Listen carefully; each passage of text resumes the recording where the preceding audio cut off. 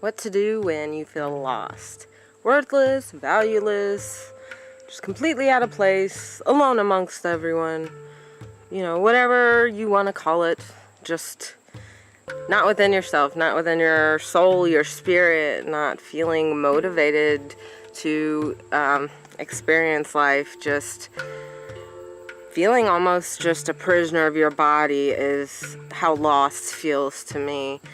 It feels like stagnant chaos. It feels just so overwhelming. It's a paralysis.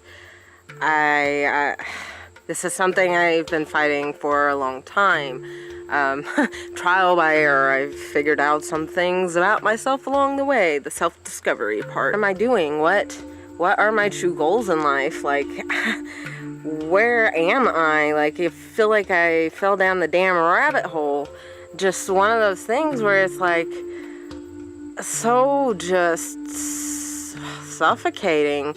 Like, sometimes you think you know who the hell you are, and then all of a sudden it's like, oh no, by the way, you don't like that. That's gonna give you a gut shot. That's gonna make you feel sick to your stomach, and you're gonna have to figure out why and tell whoever it is that's involved why. Like, you know, I mean, it seems like something so like detail oriented, but hey, this is why we all walk around hurting each other, traumatizing each other. We don't know who the hell we are.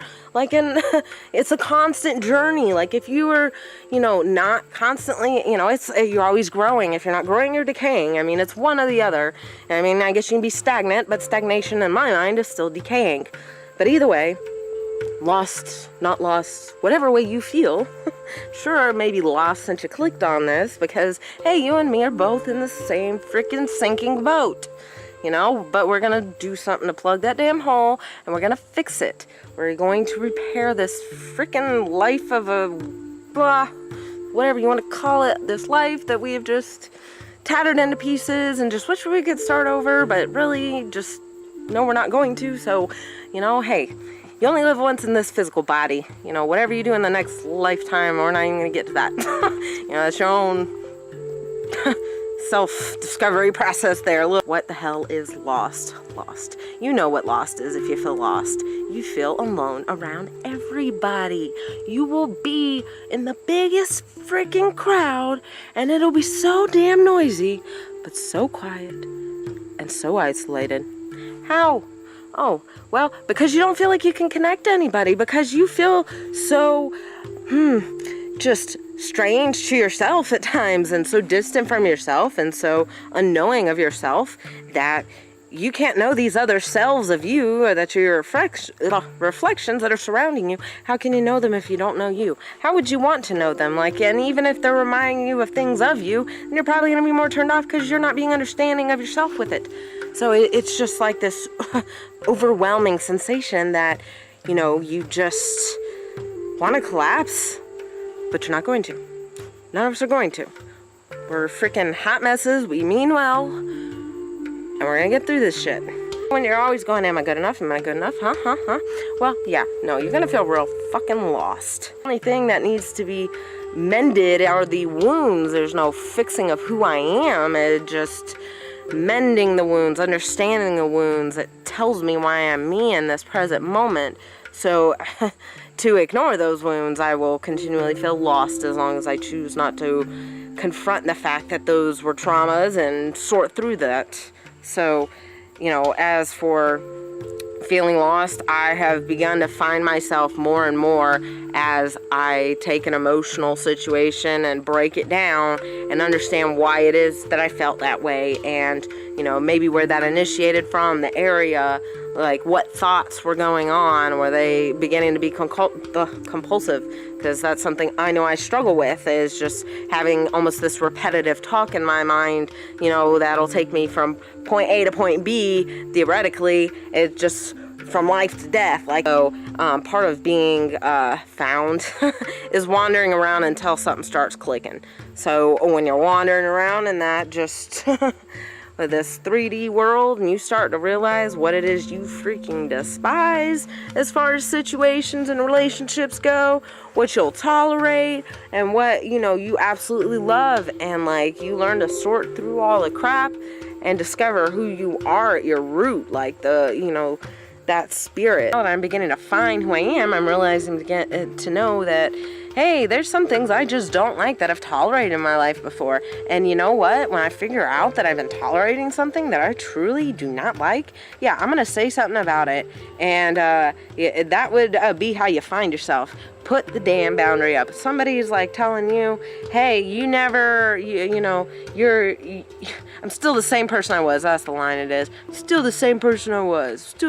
Yeah, you're damn right. That's probably part of the problem, and that's fine. No judgment on that. But if you know you don't want to always be just that same, person, like, you want to grow and like experience that expansion, your best bet's probably to, sort through those relationships that, are expansive versus destructive.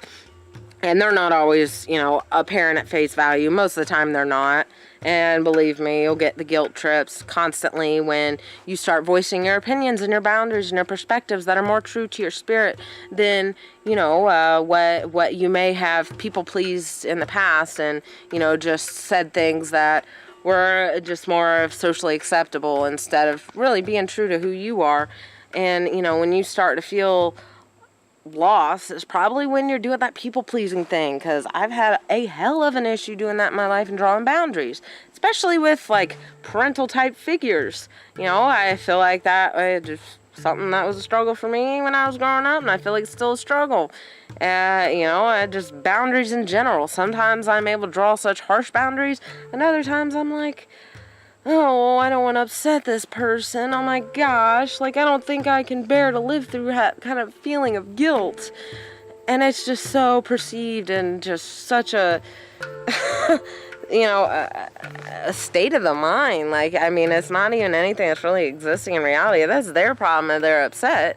I mean, you are in charge of your feelings as much as I'm responsible for mine. So, like, you will feel very lost if you start taking responsibility for other people's feelings, other people's reactions, other people's just anything. You are responsible for you. I'm responsible for me. That will help you find you a lot quicker too. So, and like I said, it's like never done. Like we're always finding ourselves. We're always experiencing things. Energy and motion, those emotions, we're just continuing moving. Something happens, we change. We either, choose like in that situation to grow from it or dwell in it or destroy ourselves over it. I mean, there's a myriad of ways you can go with it. But, growing is something that some of us learn that, hey, we love that. And like, it's excruciating to be around people that don't want to grow, that don't want to have an open mind and explore reality and this life. And like, just so many things that are so, incredibly detailed that are just taken for as such simple, bland things. Like, I don't get that. For me, I love detail. Detail is like the paint colors, to paint on the canvas kind of thing. It's like all these different hues and, the saturation at which you choose to do it and so many different things, the lightness, the darkness, what contrast you putting in there. Like these details crave for that beauty. They crave for the entire painting. Why would you just keep everything so simple and mundane and lost? Everything's lost without the details, without the self-exploration, the self-discovery.